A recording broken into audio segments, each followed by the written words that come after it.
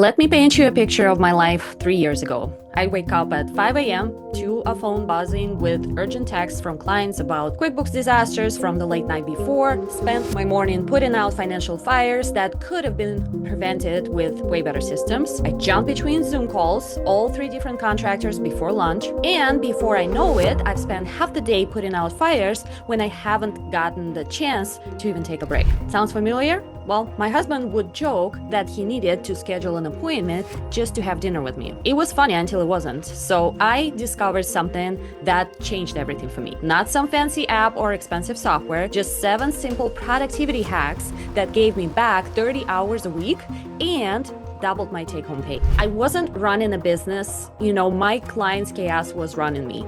And if you're watching this video, I'm betting you know exactly how that feels. So today, I'm sharing the exact system that took me from that chaos to control, and it starts with something most service providers get completely wrong. Hack number 1, the no scroll zone. So this first hack sounds crazy, but stick with me. I stopped checking my phone for the first 2 hours of every day. So it's complete digital silence until 7 a.m. But Елизавета, you're thinking, what if there's a client emergency? Here's what I learned. In 3 years of doing this, exactly 0 true financial emergencies happened between 5 and 7 a.m. that couldn't wait. But you know what did happen? I started my day with intention instead of reaction. I call it my no scroll zone, 2 hours where client and team chaos, they can't touch me. Social media is not a thing. I use this time to review my priorities, check my calendar, exercise, prep breakfast, and mentally prepare for the day ahead. So the result? Well, I went from feeling behind before I even got dressed to feeling in control before I opened my laptop. It's like the difference between running to catch a bus and calmly walking to your car. Try it 1 week.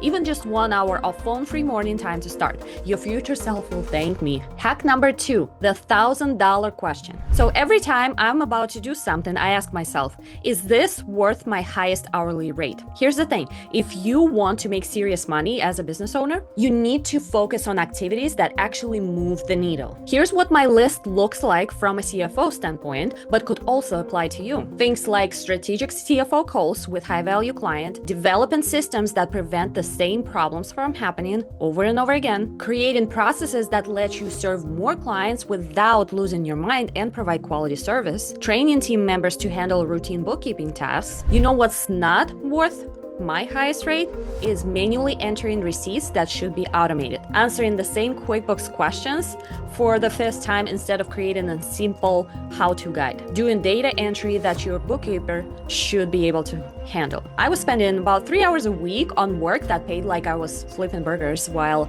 my pipeline of potential CFO clients was growing cold. Those 3 hours cost me about $15,000 in lost opportunities over probably 3 months. That's some expensive perfectionism right there. Hack number 3, the 2-list system. This one comes from Warren Buffett, and it's brilliantly simple. Make 2 lists. List A, your top 5 priorities for the week. List B, everything else you think you should do. Here's the twist. List B is your avoid at all costs list. Those aren't things to do when you have extra time. They're distractions disguised as productivity. I learned this the hard way. I used to have to-do lists longer than a construction contract. I feel productive checking off 20 small tasks while completely ignoring the 5 things that actually move the business forward. It's like organizing your desk while your biggest client is waiting for their financial analysis. Yes, you are busy, you're accomplishing things, but you're missing the point entirely. Now I ruthlessly focus on my top 5. Everything else gets delegated, delayed, or deleted. It's uncomfortable at first. Your brain will try to convince you that updating that spreadsheet template is somehow way more important than, let's say, calling that potential client who could pay you,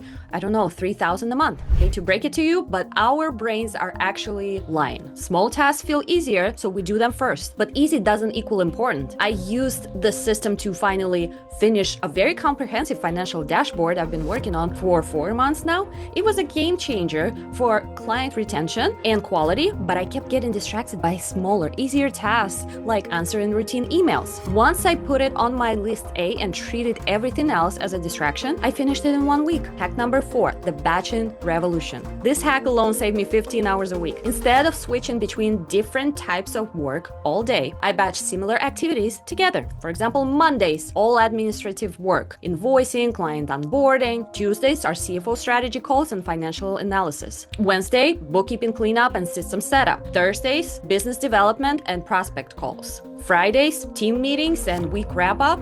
It sounds rigid, but it's actually liberating. In my case, my brain doesn't have to consistently switch gears between bookkeeping mode and strategic CFO mode. You get into a rhythm and stay there. So before batching, I was like a short order cook trying to make pancakes, burgers, and sushi at the same time. Or I also felt like I was playing a whack-a-mole every day. You whack one mole, another one pops up, just like the fires I needed to put out. It was very chaotic. It was very inefficient and exhausting. After batching, I became like a specialist chief, focusing on one cuisine at a time. Way faster, better results, less stress. Here's why this works. Every time you switch tasks, your brain needs time to refocus. It's like changing the radio station while driving. You lose a few seconds getting oriented to the new song. I used to constantly jump between QuickBooks cleanup, strategic planning calls, and prospect outreach. I felt busy all day, but never felt like I accomplished anything significant. So after I've done the batching, within a month, I cleared my backlog of bookkeeping projects. I delivered 3 comprehensive financial analysis and I closed 2 new CFO clients. Same hours, completely different results. Hack number 5, the 15-minute rule. If something takes less than 15 minutes and it's important, do it now. If it takes more than 15 minutes, schedule it. This prevents 2 productivity killers, which is procrastination on small tasks and getting sucked into time-consuming activities without planning. That quick client email response, just do it now. That detailed cash flow analysis, schedule 2 hours on a Tuesday afternoon. I used to tell myself, I'll just quickly check this client's books,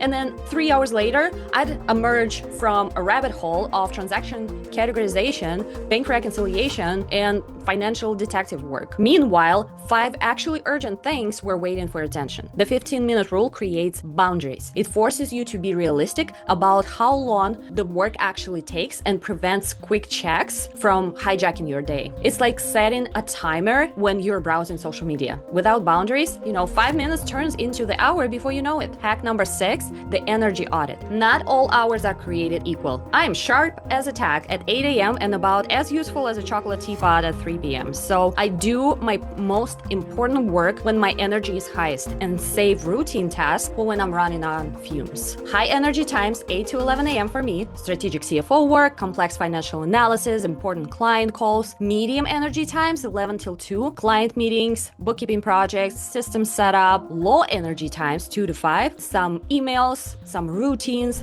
It's like being a farmer who plants crops based on the seasons instead of just randomly throwing seeds around and hoping for the best. Hack number 7, the weekly reset. Every Friday at 4 p.m., I do a weekly reset. I review what got done, what didn't, and why. Then I plan the following week based on what I learned. This isn't about beating yourself up for what you didn't accomplish. It's about learning from your patterns and adjusting your approach. So questions that I ask myself, and feel free to steal this list too. What were my biggest wins this week? Which client projects took longer than expected and why? What got in the way of my priorities? What can I systemize or delegate next week? What do I need to focus on to grow my business? This 30-minute investment prevents me from making the same mistakes week after week. It's like having a GPS that recalculates your route based on traffic conditions. Now, I know what some of you are thinking. This all sounds just fantastic, but I barely have time to finish my current client work, let alone implement 7 new systems. Listen, I totally get it. If you're drowning in client customer demands, someone telling you to learn how to swim better isn't immediately helpful. But here's the thing. These aren't 7 more things to add to your overwhelming to-do list. There are 7 ways to serve your clients more effectively while actually having a life. I implemented these 7 hacks over 6 weeks, not all at once. That would have been like trying to eat an entire pizza in one bite. So the first week, non-scroll zone, I stopped checking client emails until after my first cup of coffee. Week 2, $1,000 questions. So I started delegating routine data entry. On the 3rd week, 2-list system, I focused on 5 priorities instead of 20. The 4th week, batching, I grouped similar client work together. The 5th week, 15-minute rule, I stopped letting small tasks become big time wasters. Then the 6th week, it was energy audit. I aligned my most complex work with my peak energy. Week 7, I started learning from my patterns instead of repeating them. So I went from about 70-hour weeks to 45-hour weeks. I started offering CFO services to my best clients. I had dinner with my family without my laptop buzzing every 5 minutes. But the biggest change wasn't really in my business metrics. The beautiful thing about productivity systems is that they build on each other. Each hack makes the other more effective. So when you protect your morning time, you make better decisions about client priorities. When you batch similar work, you have more energy for high-value activities. Then you do weekly resets, you get better at estimating how long projects actually take. It's like the compound interest, but for your time and sanity. Look, I am not promising you'll become some productivity superhero overnight. These systems, they take time to implement and adjust to your specific client mix. But I'm promising this, if you implement even, say, 3 of these hacks consistently for 30 days, you'll wonder how you ever function without them. Thank you for sticking with me through all 7 hacks. If this helped you see a path from chaos to control, hit that like button. It helps others overwhelmed service providers find this content. I'll see you in the next one.